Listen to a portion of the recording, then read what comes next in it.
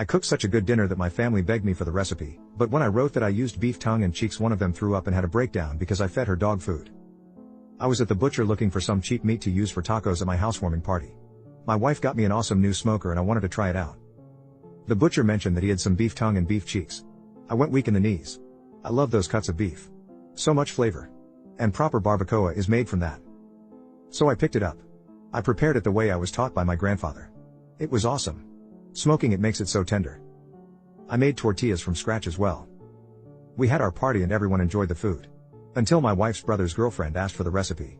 I declined because it was my family recipe and I don't like to give away recipes. I have in the past and I end up getting crapped on because it doesn't taste as good and I must have sabotaged them on purpose. No, Madison, I didn't sabotage you. You used cinnamon powder in your chili instead of a couple of cinnamon sticks like I said. My wife told me to please play nice and share. So I wrote out the recipe for the girl. She immediately starts dry heaving like she is going to hurl. My brother-in-law comes over to see what's going on. She screams that I serve dog food for supper. So everyone starts asking what she means and she starts waving the recipe around and saying that beef cheeks and tongues are what she buys for dog snacks. No one else complains. They all say she is being ridiculous and that the meal was great. She is left there crying and being comforted by my brother-in-law. Now she is flaming me on Facebook, calling me names and saying that just because I ate peasant food growing up is no reason to feed it to others.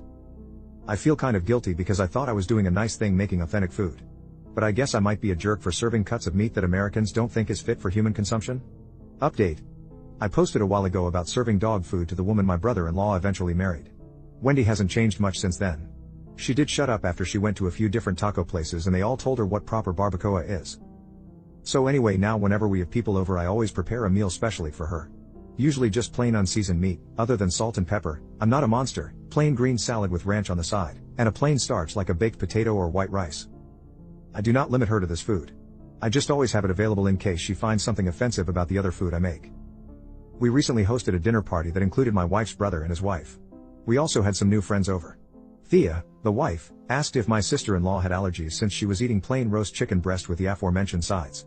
She was worried about cross-contamination since there was a lot of other food there, I guess. Thea is a teacher and is hyper-vigilant about food allergies. This led to Wendy explaining that I use cuts of meat that she did not grow up eating and that I refuse to tell her what is in the food I make. This is a fact. I learned my lesson. I make food my friends and family enjoy. If I use an ingredient that may be against a dietary restriction, I make it clear. For example, if I serve pork, I let everyone know. I also will answer any questions about allergens.